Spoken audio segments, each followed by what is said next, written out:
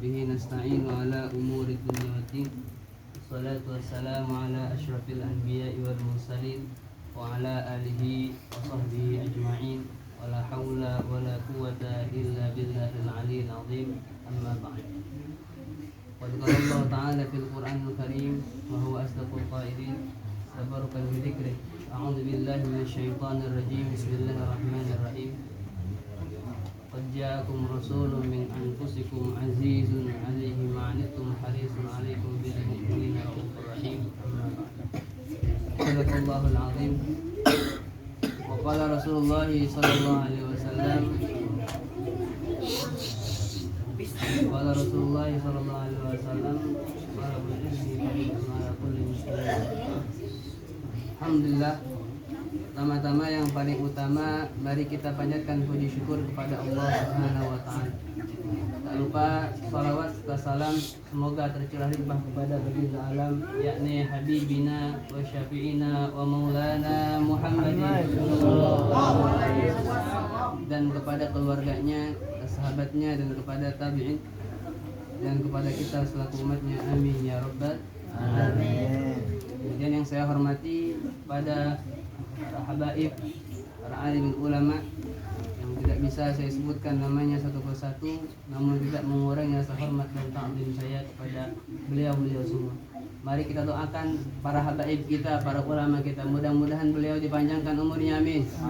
Disehatkan badannya, amin. Dan dilancarkan urusan dunia dan akhiratnya, amin ya rabbal alamin.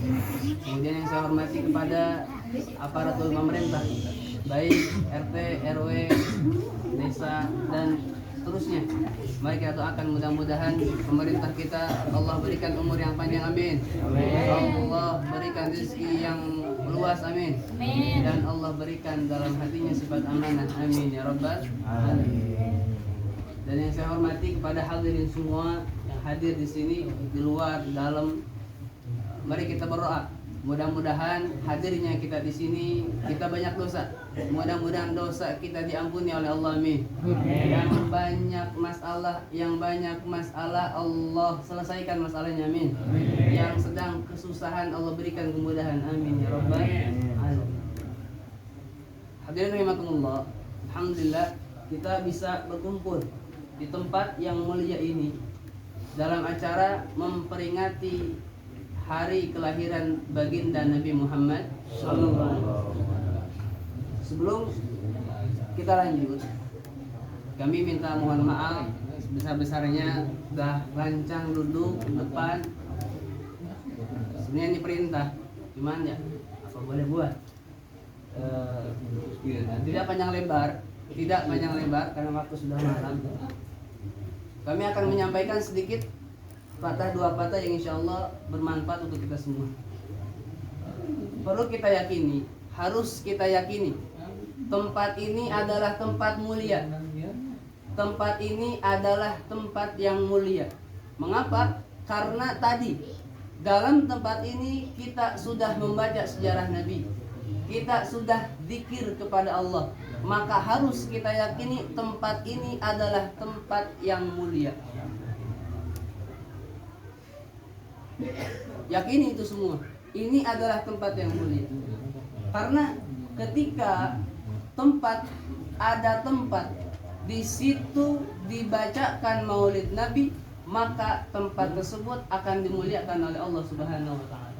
Jadi apapun itu, sesuatu apapun yang ketika disandarkan dengan Nabi, maka sesuatu tersebut akan menjadi mulia. Apapun itu. Hati seseorang bisa kotor, tapi kalau hati ini dipenuhi oleh kisah-kisah Nabi, oleh nasihat-nasihat Nabi, maka hati ini bisa menjadi terang benderang. Ini kumpulnya kita di sini, ini sebuah pertanda bahwa kita punya rasa cinta kepada baginda Nabi Muhammad sallallahu alaihi wasallam. Enggak sembarangan hadirin. Enggak sembarangan orang bisa hadir ke tempat ini. Karena tanda orang cinta kepada Nabi, maka ketika ada Maulid Nabi dia bakalan hadir. Minimal seperti itu. Minimal seperti itu. Itu pertanda orang cinta kepada Nabi. Alhamdulillah kita semua berkumpul di sini. Mudah-mudahan kumpulnya kita di sini dicatat oleh Allah termasuk orang-orang yang cinta kepada Nabi Muhammad. Amin ya rabbal alamin. Tanda yang kedua, banyak sebenarnya, cuma untuk mempersingkat waktu. Tanda yang kedua orang cinta kepada Nabi. Apa? Dia bakalan mematuhi apa yang Nabi katakan. Yang Nabi katakan akan dia patuhi. Kata Nabi, kalian sholat berjamaah, maka orang tersebut akan sholat berjamaah. Cari harta yang halal, maka dia akan mencari harta yang halal. Itu adalah tanda orang cinta kepada Nabi Muhammad SAW. Yang terakhir, kita adalah orang Muslim. Kita orang Muslim. Apa Muslim? Muslim itu orang yang beriman kepada Allah dan kepada Rasulnya. Kita adalah orang Muslim. Lihat apa yang dimaksud orang Muslim. Sebenarnya gini. Sebenarnya Muslim itu punya sifat. Muslim itu punya sifat yang khusus. Terkadang kita orang Muslim cuman belum mempunyai sifat orang Muslim. Apa kata Nabi SAW? Qala Nabi SAW, Inna mathalal mu'mini laka mathalil nahlati. Sesungguhnya orang Muslim itu adalah orang sifatnya seperti lebah. Seperti apa? Lebah. Pas naon? Lebah teh orang mana? Awon yang menghasilkan madu. Apa lebah? Bagaimana sifat lebah? Akalat thayyiban. Wa wada'at thayyiban. Akalat thayyiban. Lebah itu makan perkara-perkara yang baik. Sari bunga dia makan. Begitupun juga dengan orang Muslim. Dia pasti akan memakan makanan yang baik. Halal makanannya, jelas makanannya, tidak haram makanannya. Babi dia jauhi, khamar dia jauhi. Pokoknya dia makan makanan yang halal. Yang haram dia tinggalkan, yang syubhat dia tinggalkan. Dia hanya memakan makanan yang halal. Itu sifat orang Muslim aslinya. Asli sifat orang Muslim adalah memakan perkara-perkara yang halal. Yang kedua, wa wada'at thayyiban. Dia akan mengeluarkan perkara-perkara yang baik. Lebah menghasilkan apa? Madu yang manis.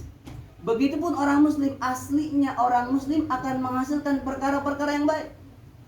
Amalnya dia baik, ucapannya dia baik, pandangannya dia baik, niatnya dia baik, duduk di tempat-tempat yang baik, semuanya baik. Itu asli sifat Muslim.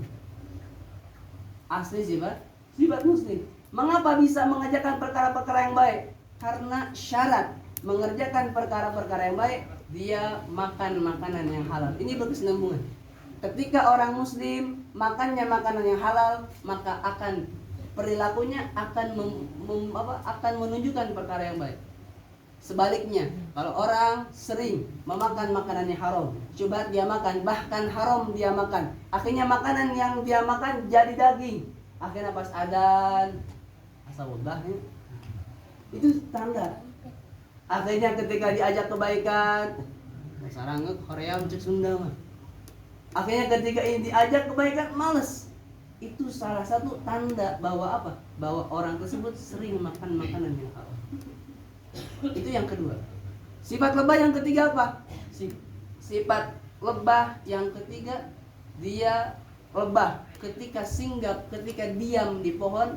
Lamun lebah ya, lebah dia tinggal di pohon, di ranting. Kira-kira ia daun, ia ranting copot mau potong mau potong. Lebah diem dimanapun tidak bakalan merusak. Begitupun orang Muslim aslinya, dimanapun dia tinggal bakalan berbuat kebaikan dan tidak akan menghancurkan apapun. Ada orang Muslim sifatnya bukan Muslim. Kampung nih, ini kampung damai. Datang si fulan, jadi musuh-musuhan. Orangnya Muslim, sifatnya bukan sifat orang Muslim.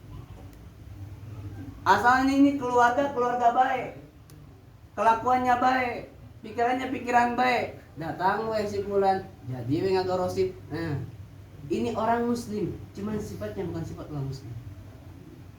Asalnya ini rumah bagus, bersih, begitu, begini. Datang si bulan apa? Jadi berantakan, hancur, jendela hancur, pantong aja jebretin, potong. Itu orang muslim, cuman sifatnya bukan orang muslim. Intinya apa? Kata Nabi, orang muslim itu seperti lebah, makan makanan yang halal, menghasilkan perkara yang halal, dimanapun dia tinggal tidak akan merusak apapun. Tidak ada permusuhan, tidak ada saling ejek mengejek, tidak ada gibah, tidak ada ini. Pokoknya ketika dia tinggal dimanapun akan hidup ini tempatnya akan tentram selama-lamanya. Itu sifat orang muslim. Ketika Nabi mengatakan seperti itu, maka kita sebagai orang yang cinta kepada Nabi harus mengikuti apa yang Nabi ucapkan. Mudah-mudahan seperti itu. Yang terakhir kami minta kepada hadirin semua nanti doakan saya. Nama saya alhamdulillah saya masih mondok di Cigombong seperti di sana. Gitu. Minta nanti ketika antum bapak-bapak ketika beres sholat, beres apa pokoknya doakan yang terbaik, mudah-mudahan itu kami diberikan ilmu yang berkah, amin. Diberikan sehat walafiat, amin. Diberikan ilmu dan dijadikan orang yang selalu menebarkan ilmu, amin ya rabbal alamin. Wabillahi taufiq wal hidayah. Assalamualaikum warahmatullahi wabarakatuh.